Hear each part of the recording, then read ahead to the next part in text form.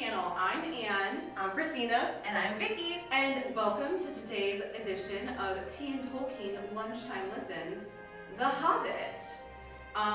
If you joined us last week, it was just me, so we've got a bit of a bigger crew. I'm very excited about it. And last time, before we get started, hey, Christina, what's your Tolkien level? My level? Like, how much Tolkien do you know? My goodness. I'm just curious. Like, what have you read? What have you seen? I've seen all the movies. Okay. I have not read. Okay. And Vicky? I have read and seen. I have not read as in depth as, say, you have read. I've read the trilogy. I've read The Hobbit, but it's been a long time since I read The Hobbit all the way through. I think I was rather young. All right. Well, Yes. and what teas do we have? You don't have. You just have. My tea is that I'm spilling the tea that this is actually soda. And I have peppermint tea. I have a caffeine-free chai. Yes, always lovely. And yes, I am a Tolkien person. I have read all the books, including The Silmarillion, which was rough. I have seen all of the movies many times. Yes. I used to read The Lord of the Rings every year when I was a teenager because I heard Christopher V had read it every year, and I wanted to outnumber like his times reading. I Sure. don't think I'm going to Competitive with. I'm always competitive with Christopher Lee. Because you know Specifically. that He's dead now, unfortunately. Yes, R.I.P. oh, Christopher Lee. Oh boy. But anyway, so last time when I introduced us, Bilbo Baggins was living his little hobbit life, and Gandalf, the wizard, showed up and was like, hey, you want to go on an adventure? And he was like, absolutely not. But he kind of secretly did want to go on an adventure. And then he panic invited Gandalf to tea. It really was a panic invite. He was like trying to get out of the conversation, and he was like, why don't you come to tea tomorrow? And Gandalf was like, I will. And then he puts a little mark on the door, and then 13 dwarves show up, and Bilbo was like, what is happening? And you meet all 13 of the dwarves. Let's see if I can remember all their names. So there's Bifur, Bofur, Bombur, Nori, Ori, and Dori, Fili, Kili, Oin and Gloin, Balin and Dwalin, and Thorin Oakenshield. But 13 is an unlucky number. Correct. Yes.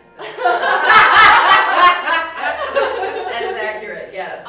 13 is an unlucky number, and so they need a 14th member of their company, and Gandalf is like, not me, bros. But I feel like he's always like, I don't want to do this. Yeah, pretty I much. Well, Gandalf's backstory is he was sent to help Middle-earth, but he's not supposed to be the forefront of the help. But either way, he basically lies to the dwarves and tells them that Bilbo is a burglar, and Bilbo's like, I don't steal anything. But he does agree to go. And then the next morning, he wakes up late, and he's like, oh wow, they must have left, like, great. And then he sees like a note. Well, Gandalf's like, why are you still here? Because he's just kind of like, doing his thing. Like, didn't you like dust the mantelpiece and see like the note? And he sees the note, and he runs out without even so much as pocket handkerchief to join the company. And they're traveling along, and then suddenly they realize that Gandalf is no longer there. And that is where we will begin. He's always like ditching them. He is always ditching. In chapter 2, Roast Mutton. Just when a wizard would have been most useful too, groaned Dori and Nori, who shared the hobbit's view about regular meals, plenty and often. They decided in the end that they would have to camp where they were. They moved to a clump of trees, and though it was drier under them, the wind shook the rain off the leaves, and the drip drip was most annoying. Also, the mischief seemed to have got into the fire. Dwarves can make a fire almost anywhere, out of almost anything, wind or no wind, but they could not do it that night, not even Oin and Gloin, who were especially good at it. Gloin, by the way, is Gimli's dad. Gimli, Son of Gloin. Yes. Mm-hmm. Who we will meet in the Fellowship of the Ring. Gimli, for the record, was considered too young to be a member of the company.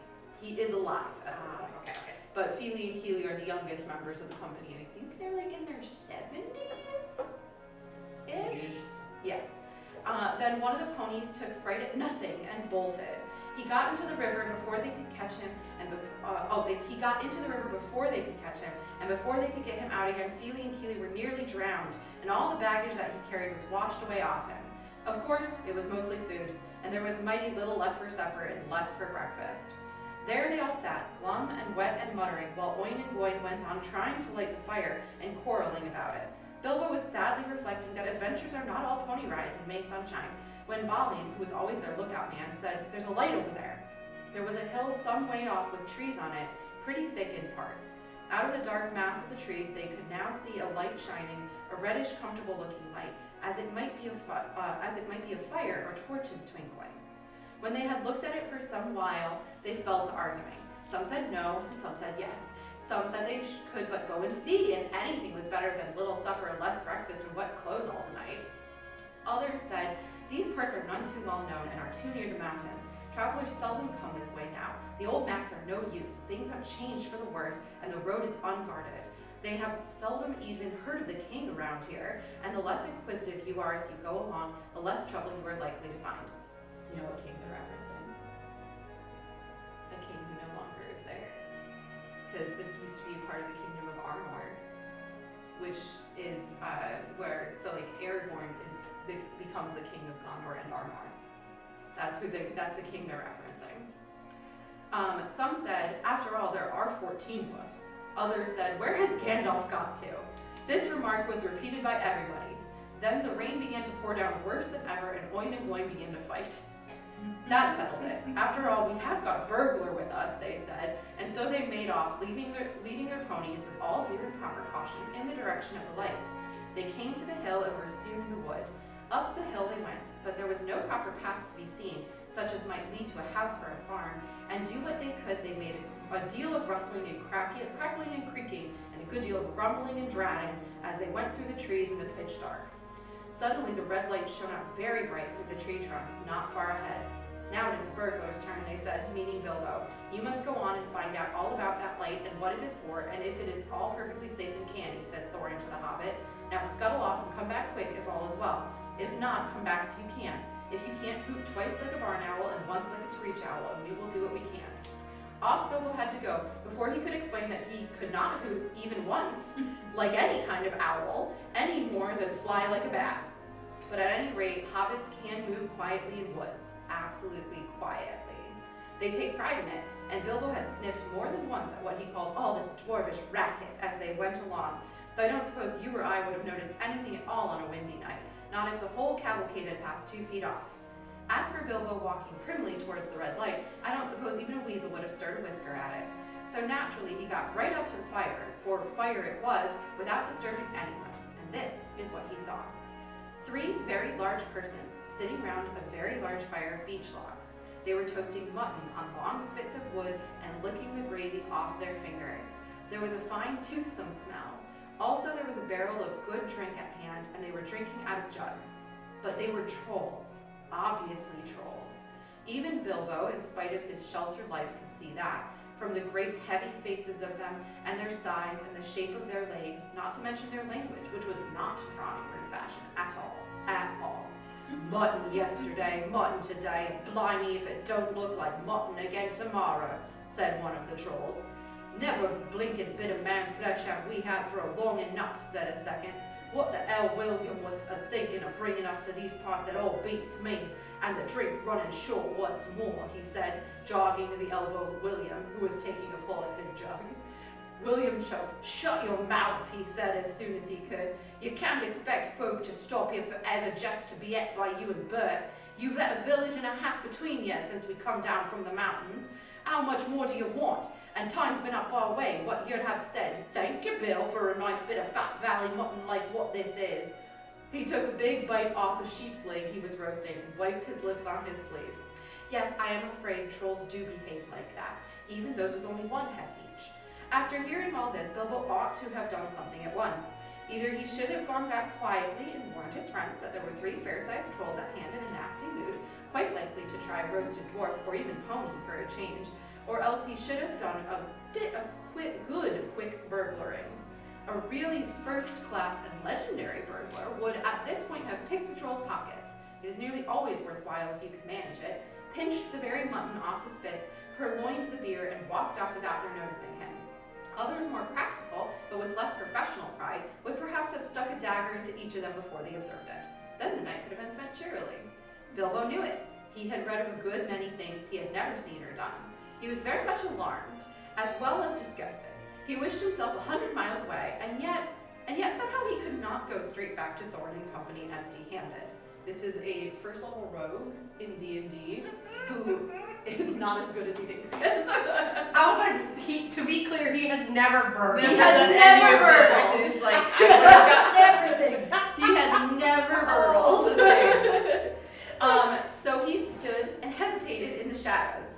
Of the various burglarious proceedings he had heard of, picking through the troll's pockets seemed the least difficult, so at last he crept behind a tree just behind William. For the record, I love that these guys are named Bill, Bert, and Tom. They're just like 3 trolls named the most generic names. Yeah, Bert and Tom went off to the barrel. William was having another drink. Then Bilbo plucked up courage and put his little hand in William's enormous pocket. There was a purse in it, as big as a bag to Bilbo. Ha! Thought he, warming to his new work as he lifted it out carefully. This is a beginning. It was. Trolls' purses are the mischief, and this was no exception. Here, who are you? It squeaked as it left the pocket, and William turned round at once and grabbed Bilbo by the neck before he could duck behind the tree. Blimey, Bert, look what I've caught, said William. What is it? Said the others, coming up. Lummy if I know. What are you? Bilbo Baggins, a hobbit, said poor Bilbo, shaking all over and wondering how to make owl noises before they throttled him. A burra hobbit, they said, a bit startled. Trolls are slow in the uptake and mighty suspicious about anything new to them. What's a burra hobbit got to do with my pocket anyways, said William. And can you cook 'em, said Tom. You can try, said Bill, picking up a skewer. He wouldn't make above a mouthful, said William, who had already had a fine supper. Not when he was skinned and boned. Perhaps there's more like him round about, we might make a pie, said Bert. Here you, are there any more you're sort of sneaking in these here woods, you nasty little rabbit, he said, looking at the hobbit's furry feet, and he picked him up by the toes and shook him. Yes, lots, said Bilbo, before he remembered not to give his friends away. No, not at all. Not one, he said immediately afterwards. What do you mean, said Bert, holding him right way up by the hair this time. What I say, said Bilbo, gasping. And please don't cook me, kind sirs. I'm a good cook myself and cook better than I cook, if you see what I mean. I'll cook beautifully for you, a perfectly beautiful breakfast for you, if only you won't have me for supper.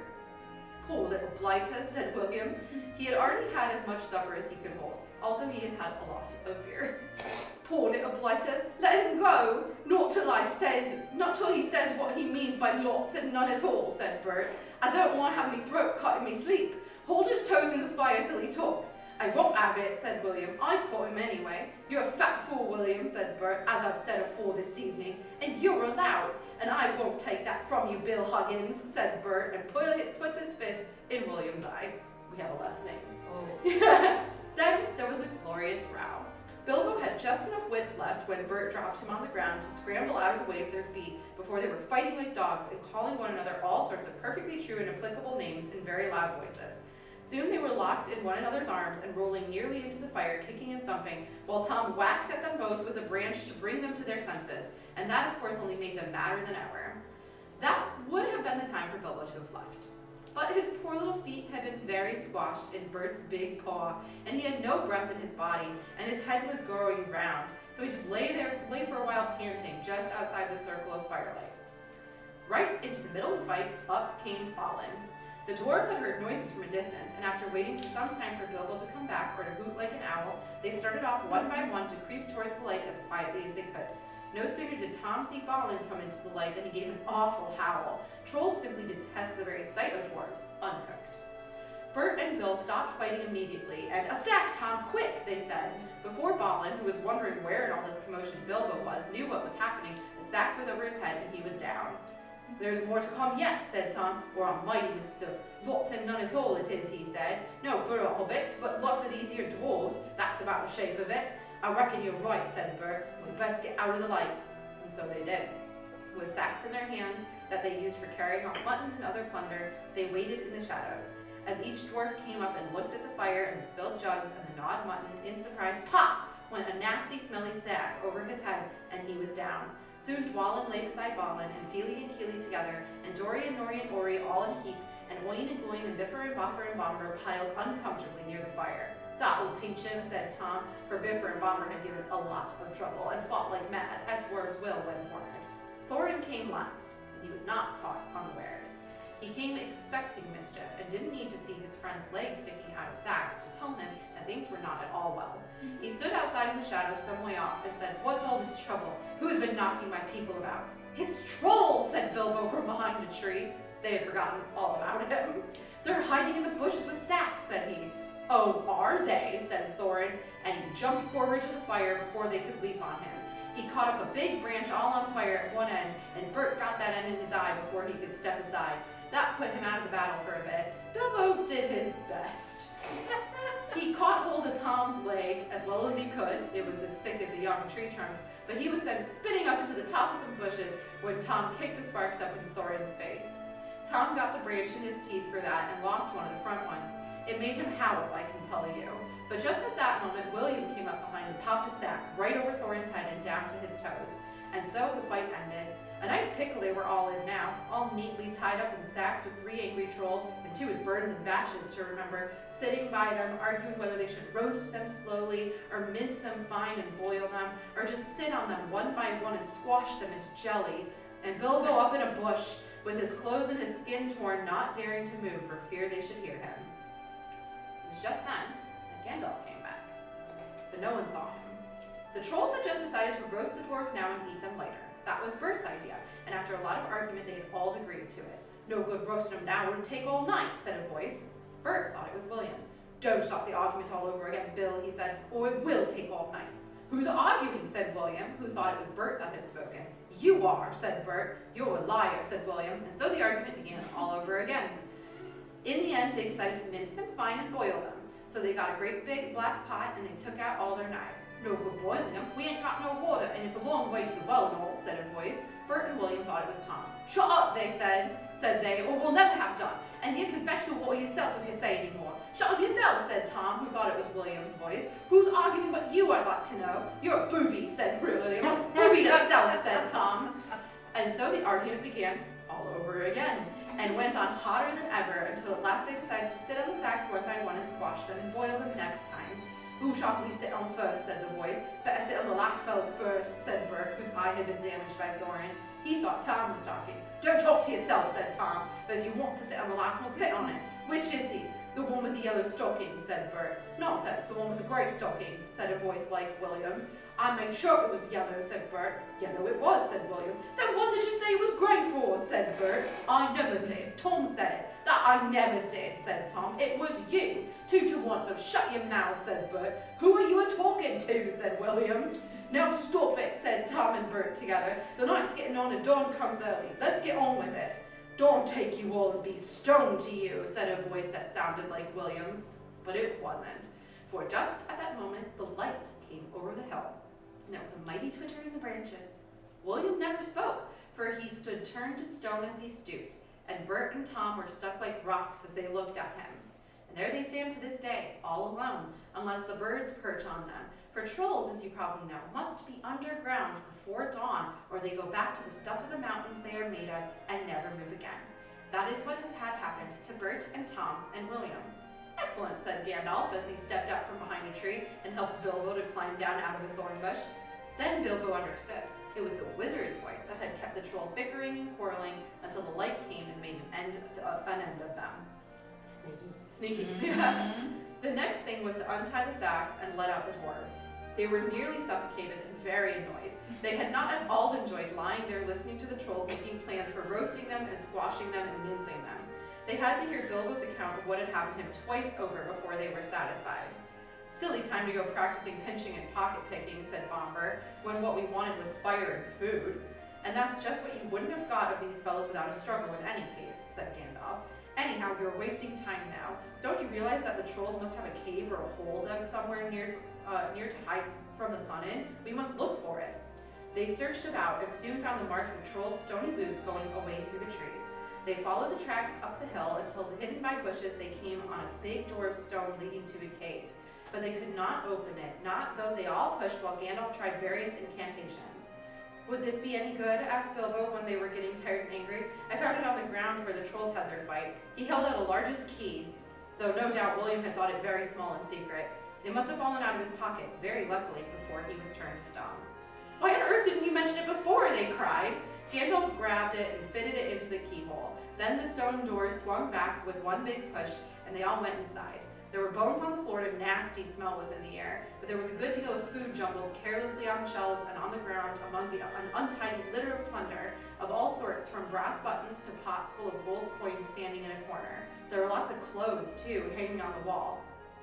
Too small for trolls, I'm afraid. They belonged to victims. And among them were several swords of various makes, shapes, and sizes. Two caught their eyes particularly because of their beautiful scabbards and jeweled hilts. Gandalf and Thorin each took one of these, and Bilbo took a knife in a leather sheath. It would have made only a tiny pocket knife for a troll, but it was as good as a short sword for the hobbit. These look like good blades, said the wizard, half drawing them and looking at them curiously.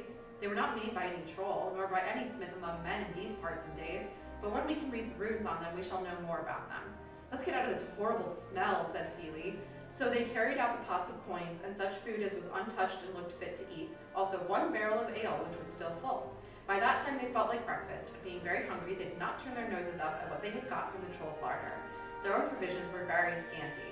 Now they had bread and cheese and plenty of ale and bacon to toast in the embers of the fire. After that they slept, for their night had been disturbed a little bit, and they did nothing more till the afternoon. Then they brought up their ponies and carried away the pots of gold and buried them very secretly, not far from the track by the river, putting a great many spells over them just in case they ever had a chance to come back and recover them. When that was done, they all mounted once more and jogged along the path on the path towards the east. Where did you go to, if I may ask? Said Thorin to Gandalf as they rode along. To look ahead, said he. And what brought you back in the nick of time? Looking behind, said he. Exactly, said Thorin, but could you be more plain? I went on to spy out our road. It will soon become dangerous and difficult. Also, I was anxious about replenishing our small stock of provisions. I had not gone very far, however, when I met a couple of friends of mine from Rivendell. Where is that? Asked Bilbo. Don't interrupt, said Gandalf. You will get there in a few days now, if we're lucky, and find out all about it. As I was saying, I met 2 of Elrond's people. They were hurrying along for fear of the trolls. It was they who told me that 3 of them had come down from the mountains and settled in the woods not far from the road. They had frightened everyone away from the district, and they waylaid strangers. I immediately had a feeling that I was wanted back. Looking behind, I saw a fire in the distance and made for it. So now you know. Please be more careful next time, or we shall never get anywhere. Thank you, said Thorin. All right. A short rest. They did not sing or tell stories that day, even though the weather improved, nor the next day, nor the day after. They had begun to feel that danger was not far away on either side. They camped under the stars, and their horses had more to eat than they had, for there was plenty of grass, but there was not much in their bags, even with what they had gotten from the trolls. One morning, they forded a river at a wide, shallow place full of the noise of stones and foam. You know what fort that is? I do not. It's the Fort of Brunnen, where in the books, Glorfindel, but in the movies, Arwen crosses over into Rivendell territory with Frodo and the Nazgul tribe. Yeah, it's the Fort of Brunnen. Yeah. Keep going. No, that's great. The far bank was steep and slippery. When they got to the top of it, leading their ponies, they saw that the great mountains had marched down very near to them. Already they seemed only a day's easy journey from the feet of the nearest. Dark and drear it looked, though there were patches of sunlight on its brown sides, and behind its shoulders the tips of snow peaks gleamed. "Is that the mountain?" asked Bilbo in a solemn voice, looking at it with round eyes.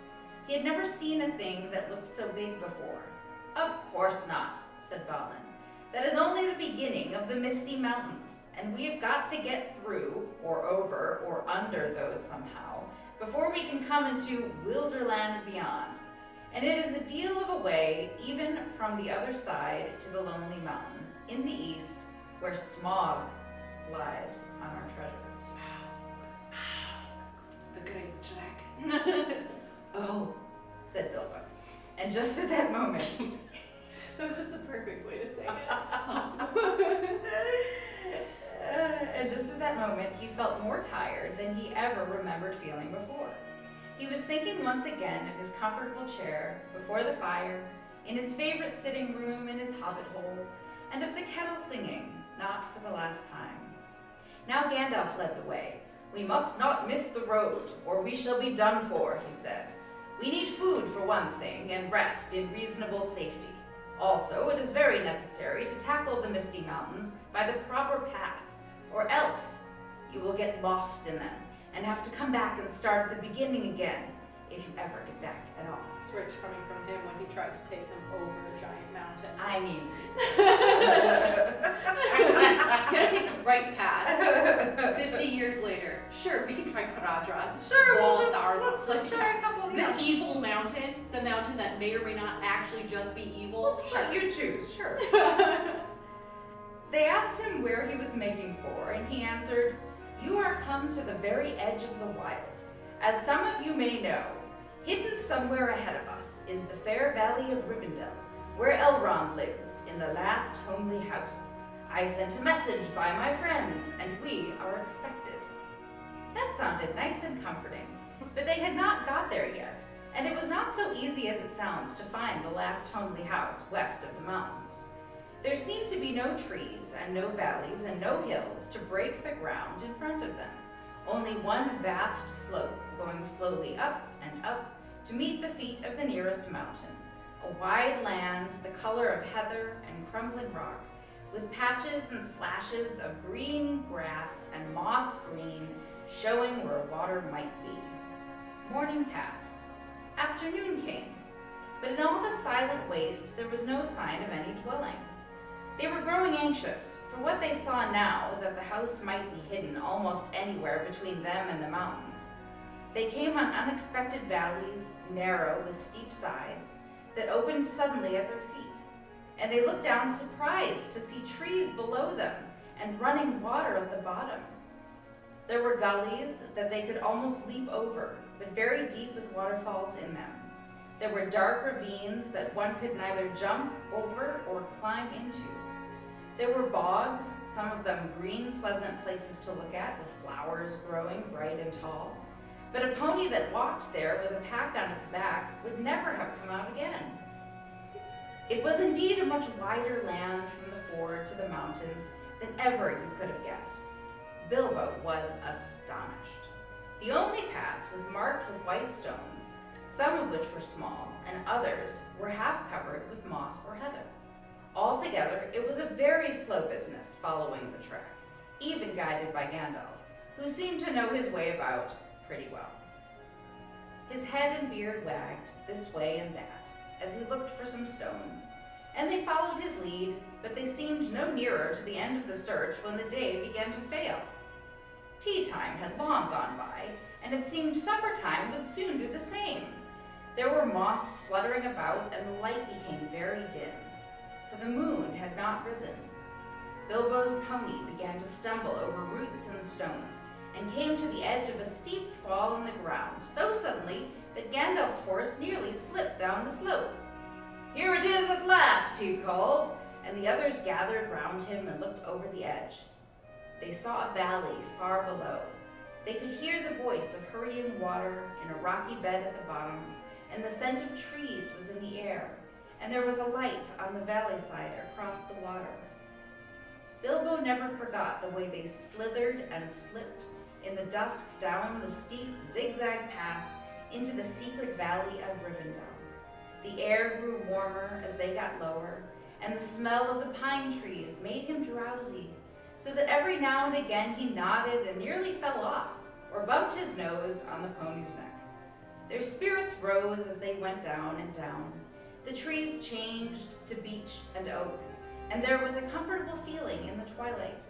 The last green had almost faded out of the grass when they came at length to an open glade not far above the banks of the stream. It smells like elves, thought Bilbo. How does he know what elves smell What like? do elves smell like? Probably like fresh grass and incense. Yes. Oh, I like that. Yeah. What a concept. Someone make a candle and send it to me.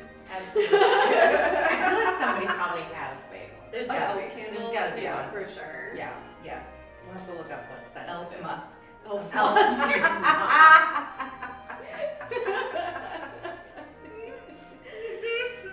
Anyways. Oh no. Okay, so smells like elf was the last thing Bilbo said. He looked at the stars. They were burning bright and blue. Just then, there came a burst of song-like laughter in the trees. Oh, what are you doing? And where are you going? Your ponies need shoeing, the river is flowing. Oh, tra-la-la-lee. And here down the valley. Oh, what are you seeking? And where are you making? The faggots are reeking, the bannocks are baking. Oh, tra-la-la-lee, the valley is jolly, On ha-ha! the record, they're referring to logs. Logs. Okay. Oh, where are you going? With beards all a-wagging, no knowing, no knowing. What brings Mr. Baggins and Balin and Dwalin down into the valley in June? Ha-ha! Oh, will you be staying? Or will you be flying? Your ponies are straying. The daylight is dying. To fly would be folly, to stay would be jolly, and listen and hark till the end of the dark to our tune. Ha-ha! Ha-ha! Just always think That of is like, exactly how it sounded. That was. always think of like Robin Hood and Little John walking through the forest, oodle-lolly, walk, gollywood down. Oh, I like that. That's the vibe I get from that song. I sing that to myself every time I'm walking through a forest. But much more like mystical, you know, like I imagine like, oh, what I like sort of a Gregorian chant behind it, you I know. mean, yes. Yes. You can definitely do all We'll put something together. We'll work on it, yeah. Anyway, so they laughed and sang in the trees, and pretty fair nonsense, I dare say you think it. Not that they would, who cares? They would only laugh all the more if you told them so. They were elves, of course. Soon Bilbo caught glimpses of them as the darkness deepened. He loved elves, though he seldom met them. But he was a little frightened of them, too. Dwarves don't get on well with them. Even decent enough dwarves, like Thorin and his friends, think them foolish, which is a very foolish thing to think. Or get annoyed with them. For some elves, tease them and laugh at them, and most of all, at their beards. Elves can't grow beards. Canon. So they mock what they can't have, you know? Typical bully Yeah, behavior. it's typical bullying behavior. It really is. Well, well, said a voice. Just look. Bilbo the Hobbit, on a pony, my dear, isn't it delicious? Most astonishing, wonderful. Then off they went into another song as ridiculous as the one I had written down in full.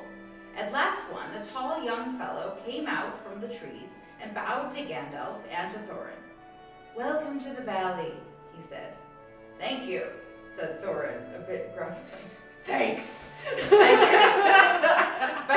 Gandalf was already off his horse and among the elves, talking merrily with them. You are a little out of your way, said the elf. That is, if you are making for the only path across the water and to the house beyond. We will set you right, but you had best get on foot until you are over the bridge. Are you going to stay a bit and sing with us? Or will you go straight on? Supper is preparing over there, he said. I can smell the wood fires for the cooking. Tired as he was, Bilbo would have liked to stay a while. Elvish singing is not a thing to miss. In June, under the stars, not if you care for such things. Also, he would have liked to have a few private words with these people that seemed to know his names and all about him, although he had never seen them before. He thought their opinion of his adventure might be interesting. Elves know a lot, and are wondrous folk for news, and know what's going on among the people of the land. as quick as water flows or quicker. But the dwarves were all for supper as soon as possible, just then, and would not stay. On they went, leading their ponies till they were brought to a good path, and so at last to the very brink of the water. It was flowing fast and noisily, as mountain streams do of a summer evening, when sun has been all day on the snow far up above. There was only a narrow bridge of stone without a parapet, as narrow as a pony could walk on, and over that they had to go, slow and careful, one by one, each leading his pony by the bridle. The elves had brought bright lanterns to the shore, and they sang a merry song as the party went across. "Don't dip your beard in the foam, father," they cried to Thorin, who was bent almost on his hands and knees. "It is long enough without watering it." "Mind Bilbo doesn't eat all the cakes," they called. "He is too fat to get through keyholes yet." "Hush, hush, good people, and good night," said Gandalf, who came last. "Valleys have ears, and some elves have over-merry tongues. Good night." And so at last they all came to the last homely house, and found its doors flung wide. Now it is a strange thing, but things that are good to have in days that are good to spend are soon told about, and not much to listen to, while things are uncomfortable, palpitating, and even gruesome may make a good tale, and take a deal of telling anyway. They stayed long in that good house, 14 days at least, and they found it hard to leave. Bilbo would gladly have stopped there forever and ever, even supposing a wish would have taken him right back to his hobbit hole without trouble, yet there is little to tell about their stay. The master of the house was an elf friend, one of those people whose fathers came into strange stories before the beginning of history. Yeah, I'll say. His dad's a star. He's a big deal. He's a big deal. That's the short version. Elrond's dad is a star. The wars of the evil goblins and the elves and the first men in the north. In those days of our tale, there were still some people who had both elves and heroes of the north for ancestors, and Elrond, the master of the house, was their chief. He was as noble and as fair in face as an elf lord, as strong as a warrior, as wise as a wizard, as venerable as a king of dwarves, and as kind as summer. He comes into many tales, but his part in the story of Bilbo's great adventure is only a small one, although important. As you will see, if we ever get to the end of it, his house was perfect, whether you liked food or sleep or work, or storytelling or singing, or just sitting and thinking best, or a pleasant mixture of them all. Evil things did not come into that valley. I wish I had time to tell you even a few of the tales, or one or two of the songs that they heard in that house. All of them, the ponies as well, grew refreshed and strong in a few days there. Their clothes were mended as well as their bruises, their tempers and their hopes. Their bags were filled with food and provisions, light to carry but strong to bring them over the mountain passes. Their plans were improved with the best advice. So the time came to Midsummer Eve, and they were to go on again with the early sun on Midsummer morning. Take a quick break. Tolkien and tea. We got both. That's right. Elrond knew all about runes of every kind. That day he looked at the swords they had brought from the troll's lair, and he said, "These are not troll make. They're old swords, very old swords of the high elves of the west, my kin. They were made in Gondolin for the goblin wars. They must have come from a dragon's horde or goblin plunder, for dragons and goblins destroyed that city many ages ago." It's a whole thing. It's a whole thing. Pretty sure that's where Glorfindel fights Balrog and dies, and then he gets to come back like real quick because he fought Balrog. Oh, that makes sense. I think that's related to the fall of Gondolin. This Thorin, the runes named Orcrist, Orcus, yeah. Orcist, the goblin cleaver in the ancient tongue of Gondolin. It was a famous blade. This, Gandalf, was Glamdring, foe hammer that the king of Gondolin once wore. Keep them well. Whence did the trolls get them, I wonder? Said Thorin, looking at his sword with new interest. I could not say, said Elrond, but one may guess that your trolls had plundered other plunderers, or come on the remnants of old robberies in some hold in the mountains. I have heard that there are still forgotten treasures of old to be found in the deserted caverns of the mines of Moria, since the dwarf and goblin war. Thorin pondered these words. I will keep this sword in honor, he said. May it soon cleave goblins once again. What a statement. May it soon cleave goblins once again. A wish that is likely to be granted soon enough in the mountains, said Elrond. But show me now your map. He took it and gazed long at it, and he shook his head. For if he did not altogether approve of dwarves and their love of gold, he hated dragons and their cruel wickedness, and he grieved to remember the ruin of the town of Dale, and its merry bells, and the burned banks of the bright river running. The moon was shining in a broad silver crescent. He held up the map, and the white light shone through it. What is this? He said. There are moon letters here beside the plain runes which say, 5 feet high the door, and 3 may walk abreast. What are moon letters? Asked the Hobbit, full of excitement. He loved maps. As I have told you before, maps! He loved maps. As I have told you before. And he also liked runes and letters and cunning handwriting, though when he wrote himself, it was a bit thin and spidery.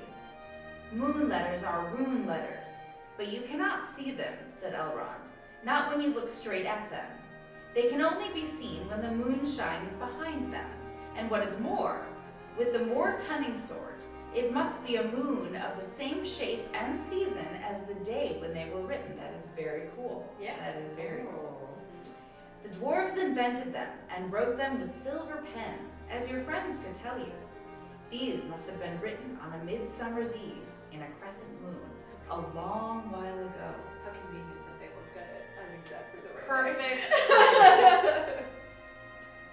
What do they say? Asked Gandalf and Thorin together, a bit vexed perhaps, that even Elrond should have found this out first. Though really, there had not been a chance before. And there would not have been another until goodness knows when. Next year. Next year, that's right. Stand by the gray stone when the thrush knocks, read Elrond, and the setting sun, with the last light of Durin's day, will shine down the keyhole. Durin, said Thorin. He was the father of the fathers in the eldest race of dwarves, the Longbeards, and my first ancestors. I am his heir. Words are hard. Yeah. I am his heir. Then what is Durin's day? Asked Elrond. The first day of the dwarves' new year, said Thorin, is all I should know of the first day of when the last moon of autumn, on the threshold of winter. We still call it Durin's day, when the last moon of autumn and the sun are in the sky together. But this will not help us much, I fear, for it passes our skill in these days to guess when such a time will come again. That remains to be seen, said Gandalf. Is there any more writing? None to be seen by this moon, said Elrond, and he gave the map back to Thorin, and they went down to the water to see the elves dance and sing upon the midsummer's eve. The next morning was a midsummer's morning as fair and fresh as could be dreamed, blue sky and never a cloud, and the sun dancing on the water. Now they rode away amid songs of farewell and good speed, with their hearts ready for more adventure, and with a knowledge of the road they must follow over the Misty Mountains to the land beyond. Alright. I'd like to go to Rivendell. Seems like the best. The best. We're gonna probably go a little long today, just FYI, but I don't care because it's the Hobbit. Go Christina. Chapter 5. Over hill and under hill. There were many paths that led up into those mountains, and many passes over them, but most of the paths were cheats and deceptions and led nowhere or to bad ends. And most of the passes were infested by evil things and dreadful dangers. The dwarves and the Hobbit, helped by the wise advice of Elrond and the knowledge and memory of Gandalf, took to the right road to the right pass. Long days after they had climbed out of the valley and left the last only house miles behind, they were still going up and up and up. It was a hard path and a dangerous path, a crooked way and a lonely and a long. Now they could look back over the lands they had left, laid out behind them far below, far, far away in the west, where things were blue and faint. Bilbo knew there lay his own country of safe and comfortable things and his little hobbit hole. He shivered. It was getting bitter cold up here, and the wind came shrill among the rocks. Boulders, too, at times came galloping down the mountain sides. Have you guys ever seen those beware fallen rock signs? Yep, they need Exactly. Yeah. Those always freaked me out as a There kid. was I was one. like, what does that mean? What does it mean? I always would be like looking out the window, like up, like I'm like, where are the rocks coming from? Christina, you're asking a lot of questions answered by the sign. But I just could not believe it. Like, but they needed a sign. Yes. Boulders came galloping down the mountainsides, let loose by midday sun upon the snow, and passed among them, which was lucky, or over their heads, which was alarming. Yes. Yeah. The nights were comfortless and chill, and they did not dare to sing or talk too loud, for the echoes were uncanny, and the silence seemed to dislike being broken, except by the noise of water and the wail of wind and the crack of stone. The summer is getting on down below, thought Bilbo, and haymaking is going on, and picnics. They will be harvesting and blackberrying before we even begin to go down the other side at this rate. Oh, sounds great. And the others were thinking equally gloomy thoughts, although when they had said goodbye to Elrond in the high hope of a midsummer morning, they had spoken gaily of the passage of the mountains and of riding swift across the lands beyond. They had thought of coming to the secret door in the lonely mountain, perhaps that very next last moon of autumn. And perhaps it will be Durin's day, they had said. Only Gandalf had shaken his head and said nothing. It was like, Dwarves had not passed that way for many years, but Gandalf had. And he knew how evil and danger had grown and thriven in the wild, since the dragons had driven men from the lands, and the goblins had spread in secret after the battle of the mines of Moria.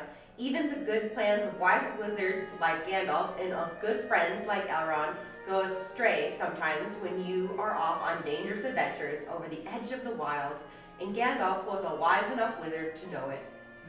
yeah. I mean, he could have told them. So for the record, the dwarf and goblin war they keep referencing, Thorin's father died during it. Or, well, no, sorry, his grandfather died during it. His dad didn't, but then he went off and got captured by the necromancer, who they don't know it at this time, but is Sauron. Wait, Durin? No, not Durin. This is Thorin. Oh, So, okay. but Thorin is Durin's heir. So there were like 6 original dwarves that were created by Aldain, one of the Valar. And Iluvatar was like, I didn't tell you to make these things, but he gives him life. He gives them life anyways. And one of those 6 founding dwarves is Durin. There have been 6 Durins at this time, because every once in a while a dwarf will be born who is so alike in voice and appearance as to the original Durin that they assume it's a reincarnation of Durin. So, like, Thorin is of the line of Durin. The line of Durin are who developed Khazad-dûm, which will become the Mines of Moria. They lived in the Misty Mountains, and yeah, Thorin is Durin's heir, but he is not alike enough to be named Durin himself. Got it. This is It's good to have the background. This has been your deep lore moment. Deep lore dive with Dan. Brought to you by Anne. Deep Lord Dive. He knew that something unexpected might happen, and he hardly dared to hope that they would pass without fearful adventure over those great tall mountains with lonely peaks and valleys where no king ruled. They did not. All was well until one day they met a thunderstorm. More than a thunderstorm, a thunder battle. You know how terrific a really big thunderstorm can be down in the land and in a river valley, especially at times when two great thunderstorms meet and clash. More terrible still are thunder and lightning in the mountains at night. That would be scary. Yeah. When storms come up from the east and west and make war, the lightning splinters on the peaks and rocks shiver, and great crashes split the air and go rolling and tumbling into every cave and hollow, and the darkness is filled with overwhelming noise and sudden light. Bilbo had never seen or imagined anything of the kind. They were high up in a narrow place with a dreadful fall into a dim valley at one side of them. There they were sheltering under a hanging rock for the night, and he lay beneath a blanket and shook from head to toe. When he peeped out in the lightning flashes, he saw that across the valley the stone giants were out and were hurling rocks at one another for a game, and catching them and tossing them down into the darkness, where they smashed among the trees far below, or splintered into little bits with a bang. Then came a wind and a rain, and the wind whipped the rain and the hail about in every direction, so that an overhanging rock was no protection at all. Soon they were getting drenched, and their ponies were standing with their heads down and their tails between their legs, and some of them were whinnying with fright. No. Poor ponies. They could hear the giants guffawing and shouting all over the mountainsides. "This won't do at all," said Thorin. "If we don't get blown off or drowned or struck by lightning, we shall be picked up by some giant and kicked sky high for a football." Well, if you know, and I forgot to tell you guys how golf was invented in this world. what? The goblins invade the Shire, and Bullroarer Took, who's like the tallest hobbit, he was so tall he could ride a horse. He kills the main guy by taking a club and whacking his head off, and it sailed into a rabbit hole, and that's how the game of golf was invented. The football reference reminded me of it. I just like the image of just punting. Beard flying. Well, if you know anywhere better, take us there, said Gandalf, who was feeling very grumpy and was far from happy about the giants himself. The end of their argument was that they sent Fili and Kili to look for a better shelter. They had very sharp eyes, and being the youngest of the dwarves by some 50 years, they usually got these sort of jobs. Yep. When everybody could see that it was absolutely no use sending Bilbo.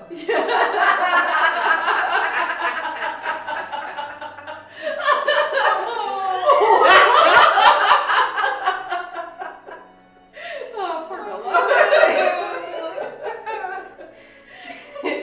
There's nothing like looking if you want to find something, or so Thorin said to the young dwarfs.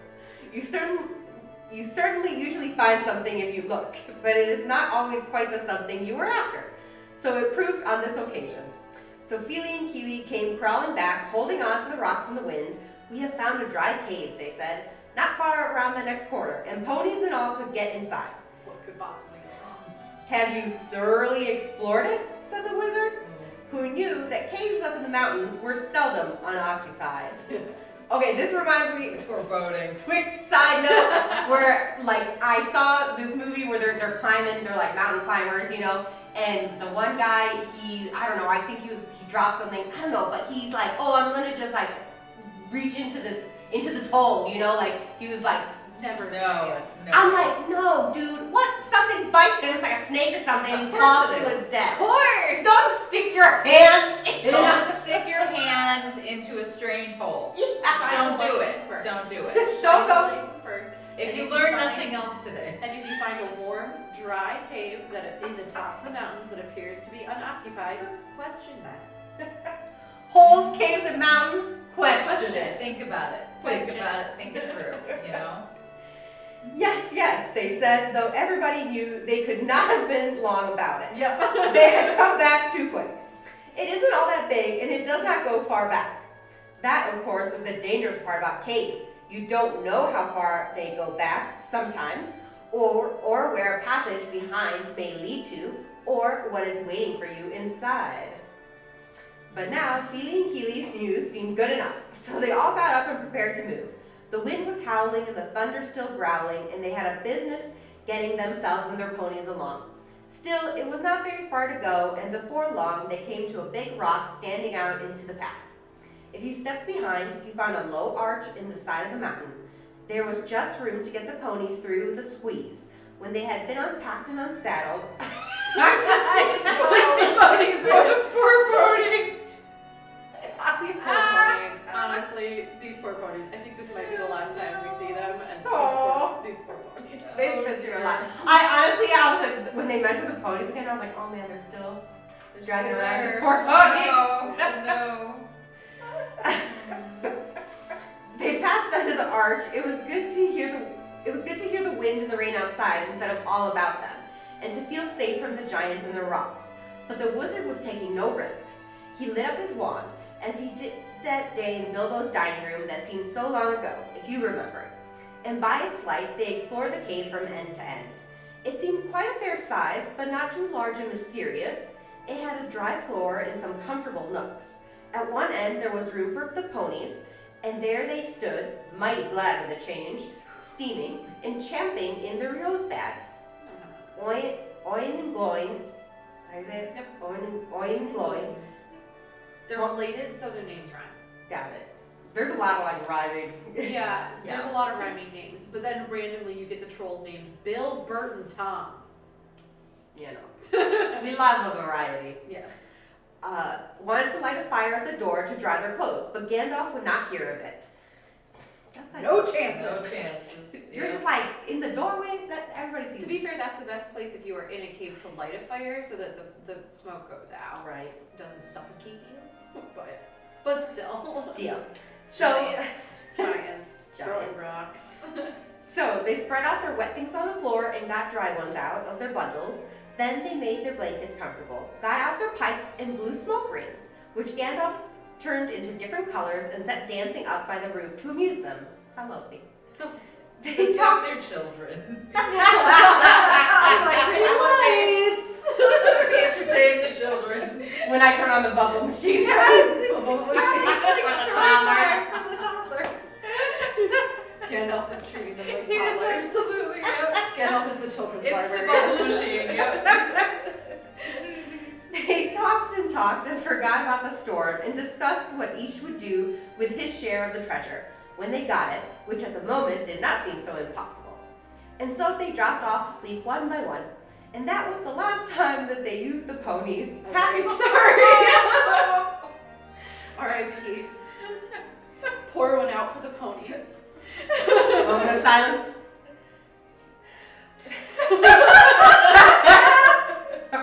That was the last time they used the ponies. That was the last time they used the ponies, packages, baggages, tools, and paraphernalia that they had brought with them. Yep. It turned out a good thing that night that they had brought little Bilbo with them after all. For somehow he could not go to sleep for a long while, and when he did sleep, he had very nasty dreams. He dreamed that a crack in the wall at the back of the cave got bigger and bigger, and opened wider and wider, and he was very afraid, but could not call out or do anything but lie and look. Then he dreamed that the floor of the cave was giving way, and he was slipping, beginning to fall down, goodness knows where to. At that, he woke up with a horrible start, and found that part of his dream was true. A crack had opened at the back of the cave, and was already a wide passage. He was just in time to see the last of the pony's tails disappearing into it. Of course, he gave a very loud as loud a yell as a hobbit can give, which is surprising for their size. Out jumped the goblins, big goblins, great ugly looking goblins, lots of goblins, before you could say rocks and blocks. There were 6 to each dwarf at least, and 2 even for Bilbo, and they were all grabbed and carried down through the crack, before you could say tinder and flint. But not Gandalf. Bilbo's yell had done that much good. It had wakened him up wide in a splintered second, and when goblins came to grab him, there was a terrific flash like lightning in the cave, a smell like gunpowder, and several of them fell dead. The crack closed with a snap, and Bilbo and the dwarves were on the wrong side of it. Where was Gandalf? Of that, neither they nor the goblins had any idea, and the goblins did not wait to find out. They seized Bilbo and the dwarves and hurried them along. It was deep, deep dark, such as only goblins that have taken to living in the heart of the mountains can see through. The passages there were crossed and tangled in all directions, but the goblins knew their way as well as you do to the nearest post office. I feel like that's giving me a lot of credit. Yeah. I mean, to be fair, back in the day, when you were sending more letters, you'd probably know the way to the post That's office true. better. Because this came out in 1937. Yeah, that's So That's fair. he knows the way as well as you do to your favorite website. I don't know. Modernize it, make it. Yeah, we don't need to modernize it. And the way went down and down, and it was most horribly stuffy. The goblins were very rough and pinched unmercifully, and chuckled and laughed in their horrible stony voices, and Bilbo was more unhappy even than when the troll had picked him up by his toes. He wished again and again for his nice bright hobbit hole, not for the last time. Now there came a glimmer of a red light before them. The goblins began to sing or croak, keeping time with the flap of their flat feet on the stone, and shaking their prisoners as well. Clap, snap, the black crack. Oh, I forgot there was a song in this one. I don't know how to sing this. The goblins You don't are need to. singing. The The goblins. goblins. One thing that the Peter Jackson movies get wrong is there's not enough singing. That's true, there's not enough It singing. was meant to be a musical. It was meant to be a musical. Clap, snap, the black crack. Grip, grab, pinch, nab, and down, down to Goblin Town. You go, my lad. Down, down to Goblin Town. Clash, crash, crush, smash. Hammer and tongs, knocker and gongs. Pound, pound, far underground. Ho, ho, my lad. Swish, smack, whip, crack, batter and beat. Yammer and bleat. Work, work. Nor dare to shirk. While goblins cough and goblins laugh. Round and round, far underground. Below, my lad. To Goblin Town. They're having the time of their That's lives. a very catchy, yeah. Yeah. It sounded truly terrifying. Maybe we weren't interpreting that right. They're not very good singers, maybe. Our version was very catchy. Our version was catchy. The walls echoed to the clap, snap, and the crush, smash, and to the ugly laughter of their ho-ho, my lad. Oh, my lad. The general meaning of the song was only too plain, for now the goblins took out whips and whipped them with a swish, smack, and set them running as fast as they could in front of them.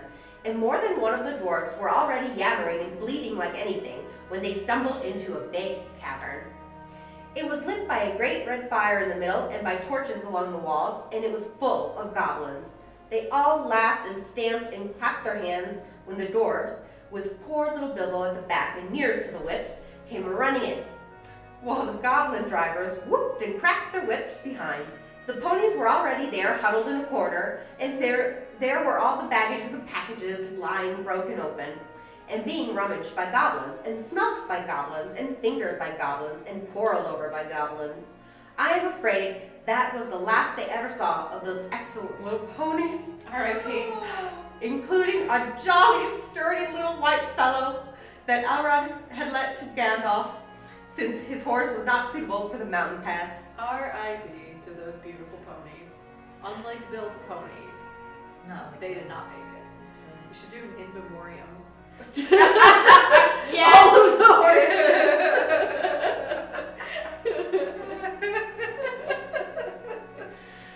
For goblins eat horses and ponies and donkeys and other much more dreadful things, and they were always hungry. Just now, however, the prisoners were thinking only of themselves. The goblins chained their hands behind their backs and linked them all together in a line and dragged them to the far end of the cavern with little Bilbo tugging at the end of the rope. There, in the shadows, on a large flat stone, sat a tremendous goblin with a huge head, and armed goblins were standing around him, carrying the axes and the bent swords that they use. Now, goblins are cruel, wicked, and bad-hearted. They make no beautiful things, but they make many clever ones. They can tunnel and mine as well as any, but the most skilled dwarves, when they take, as well as any, but the most skilled dwarves, when they take the trouble. I will tell you, the one thing that is constant in all of Tolkien's work is industrialization is the bad guy. like the goblins and the orcs are very like, we're going yeah, to like yeah. mine the mountain and we're going to be like industrialized. We make very clever like mechanical things. And Tolkien's like evil. Because all he wants is to live in a little hole under the ground and do nothing. Frolic. But That's yes, right. industrialization is the bad guy. Yeah. Don't cut down the trees. They'll come for you. They will come for you. I lost my That's place. later. Shoot. Clever things. Sorry. No, it's That's okay. on me. Though they are usually untidy and dirty. Hammers, axes, swords, daggers, pickaxes, tongs, and also instruments of torture they make very well. Or get other people to make to their design. Prisoners and slaves that have to work till they die for want of air and light. It is not unlikely that they invented some of the machines that have since troubled the world, Industrialization's the bad guy. especially the ingenious devices for killing large numbers of people at once. For wheels and engines and explosions always delighted them. And also not working with their own hands more than they could help. But in those days, and those wild parts, they had not advanced, as it is called, so far. They did not hate dwarves especially, no more than they hated everybody and everything. They don't discriminate. No. And particularly the orderly and prosperous. In some parts, wicked dwarves had even made alliances with them. But they had a special grudge against Thorin's people because of the war which you have heard mentioned, but which does not come into this tale. And anyway, goblins don't care who they catch as long as it is done smart and secret and the prisoners are not able to defend themselves. Who are these miserable persons? Said the great goblin. Dwarves. And this, said one of the drivers, pulling at Bilbo's chain so that he fell forward onto his knees. We found them sheltering in our front porch. What do you mean by it? Said the great goblin, turning to Thorin. Up to no good, I'll warrant. Spying on the private business of my people, I guess. Thieves! I shouldn't be surprised to learn. Murderers and friends of elves, not unlikely. Come, what have you got to say? Thorin the dwarf, at your service, he replied. It was merely a polite nothing. Of the things which you suspect and imagine, we had no idea at all. We sheltered from a storm in what seemed a convenient cave and unused. Nothing was further from our thoughts than inconveniencing goblins in any way whatever. That was true enough. Said the goblin, so you say, might I ask what you were doing up in the mountains at all, and where you were coming from, and where you were going to? You really failed that persuasion check. In fact, I should like to know all about you. Not that it will do you much good, Thorin Oakenshield. I know too much about your folk already. But let's have the truth, or I will prepare something particularly uncomfortable for you. We were on a journey to visit our relatives, our nephews and nieces, and first, second, and third cousins, and the other descendants of our grandfathers, who live on the east side of these truly hospitable mountains, said Thorin, not quite a lie. Yeah, that's really hospitable. This is now a deception check, not a persuasion check. Not quite knowing what to say all at once in a moment, when obviously the exact truth would not do at all. You want to go kill a dragon? He is a liar, oh truly tremendous one, said one of the drivers. Several of our people were struck by lightning in the cave when we invited these creatures to come below, and they are as dead as stones. Invited these creatures to come below. Everyone is really not doing well. Also, he has not explained this. He held out the sword which Thorin had worn, the sword which came from the troll's lair. The great goblin gave a truly awful howl of rage when he looked at it, and all his soldiers gnashed their teeth, clashed their shields, and stamped. They knew the sword at once. It had killed hundreds of goblins at its time, when the fair elves of Gondolin hunted them in the hills or did battle before their walls. They called it Orcrist. I'm glad you started with that word. I was like, oh man, I was like, I already forgot how What? to pronounce it. Orcust. Yeah. Goblin fever, but the goblins called it simply biter. They hated it and hated worse anyone that carried it. Murderers and elf friends, the great goblin. I love how that's like equal. Like wasted. Goblins and orcs were originally elves, and then they were corrupted by Morgoth, the original evil. So elf friend really is like a problem for them. Slash them, beat them, bite them, gnash them, take them away to dark holes full of snakes. See, don't go into a dark hole. No dark And holes. never let them see the light again. He was in such a rage that he jumped off his seat and himself rushed at Thorin with his mouth open. Just at that moment, all the lights in the cavern went out, and the great fire went off, poof, into a tower of blue glowing smoke right up to the roof that scattered piercing white sparks all among the goblins. The yells and yammering, croaking, gibbering and jabbering, howls, growls, and curses, shrieking and shrieking that followed were beyond description.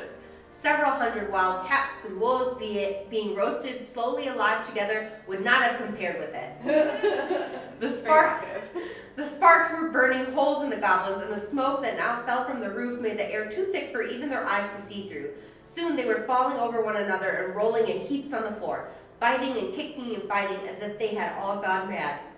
Excuse me. Suddenly a sword flashed in its own light.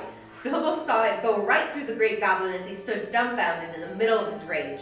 He fell dead, and the goblin soldiers fled before the sword, shrieking into the darkness. The sword went back into its sheath. "Follow me quick," said a voice fierce and quiet, and before Bilbo understood what had happened, he was trotting along again as fast as he could trot at the end of the line, down more dark passages with the yells of the goblin hall growing fainter behind him. A pale light was leading them on. "Quicker, quicker," said the voice. "The torches will soon be relit." "Half a minute," said Dory, who was at the back next to Bilbo and a decent fellow. He made the hobbit scramble on his shoulders as best he could with his tied hands, and then they all went at a run, with a clink of chains and many a stumble, since they had no hands to steady themselves with. Not for a long while did they stop, and by that time they must have been right down in the very mountain's heart. Then Gandalf lit up his wand. Of course it was Gandalf, but just then they were too busy to ask how he got there. He took out his sword again, and again it flashed in the dark by itself. It burned with a rage that made a gleam if goblins were about. Now it was bright as blue flame for delight in the killing of the great lord of the cave. It made no trouble whatever of cutting through the goblin chains and setting all the prisoners free as quickly as possible. This sword's name was Glamdring, the foe hammer. If you remember, the goblins just called it beater and hated it worse than biter if possible. Orcus. Orcus. Orcus. If Orcus is easier, it's Orcrist Yeah. or Orcist. Orcus too had been saved, for Gandalf had brought it along as well, snatching it from one of the terrified guards. Gandalf thought, Grab that real quick. Gandalf thought of most things, and though he could not do everything, he could do a great deal for friends in a tight corner. "Are we all here?" he said, handing his sword back to Thorin with a bow. "Let me see. 1, that's Thorin. 2, 3, 4, 5, 6, 7, 8, 9, 10, 11.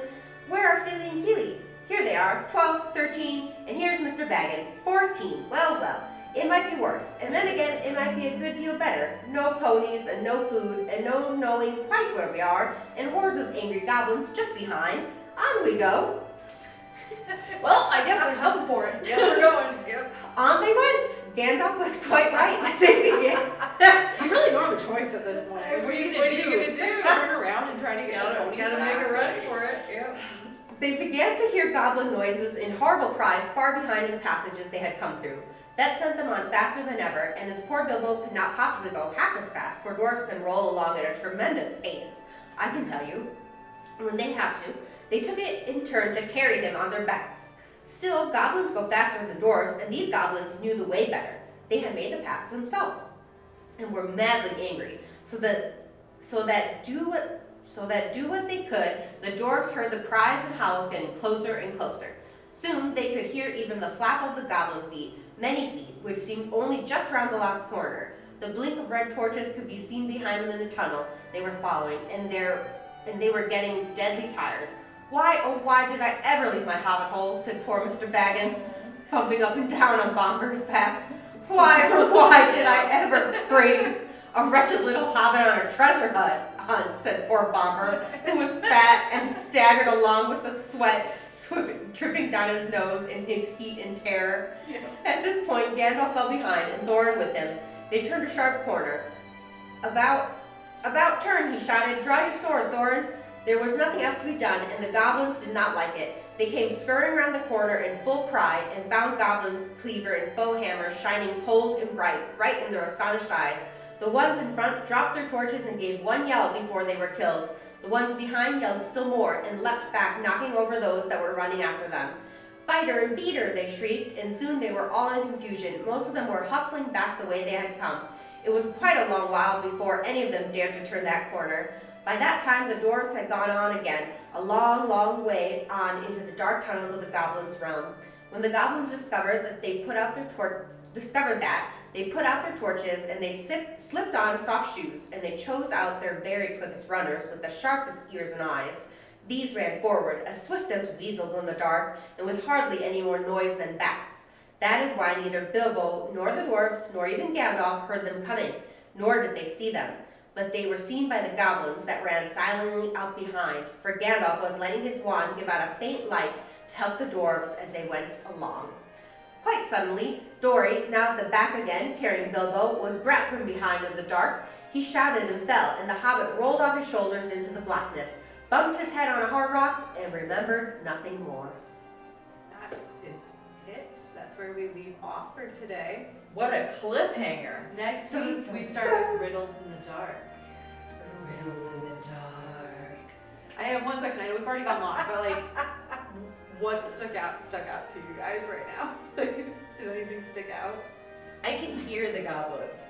I can hear the scene in the Mines of Moria with the shrieking and the scurrying and echoes.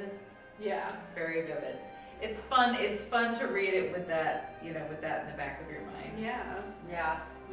Yeah. Especially like imagining being in like darkness. Yes. Yeah. Literally a tunnel underground. I just really loved that the Great Goblin has the biggest head.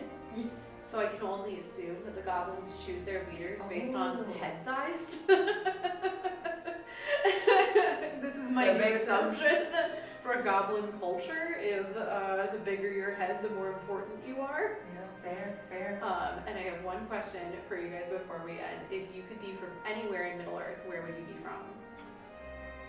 Oh. I mean, I feel like I would want to be an elf. Yeah. But I mean, What flavor of elf though? That is a tough call. There's a lot of elves. Because I'm partial to the Rohirrim. yes. But yeah, the elves are the coolest. I mean, let's be real. I will tell you, I've never wanted to be an elf. What do you want to be? Well, I have accepted my fate as a Gondorian human, but I'd want to be a dwarf. I'd want to be a dwarf. A dwarven Gondorian? A half dwarf. A half A dwarf dwarf. of Gondor. A half dwarf. It's a possibility. Sure. Yeah. I mean, like being a hobbit seems kind of nice too. But I almost like it seems like very peaceful, but it almost seems like it could be boring. Yeah, but the thing is, the hobbits like how boring it is. That's like their favorite thing about it. It's like Stardew Valley. You sure They're to just check out? happy. Listen, they just till the Farm. They just till the farm. Yeah, actually, no. To be fair, that is a pretty accurate description of the Shire. Yeah. It's Stardew Valley. Yeah. Like you never really have any trouble. Like, how does the economy even work? If you go find trouble, if you go to the mines, True, you can know, find trouble. you can go find trouble. And hobbits do go and find They trouble. do. They do. And then they're considered weird because they went and found Weird. trouble. Now I want to do like a they're Stardew Valley curious. challenge. Yeah, well now I want to do a Stardew Valley challenge where the challenge is to be as hobbity as possible. So like focus on the food stuff. We can still do that We because can, yeah. we're doing a playthrough. That is true. That is true.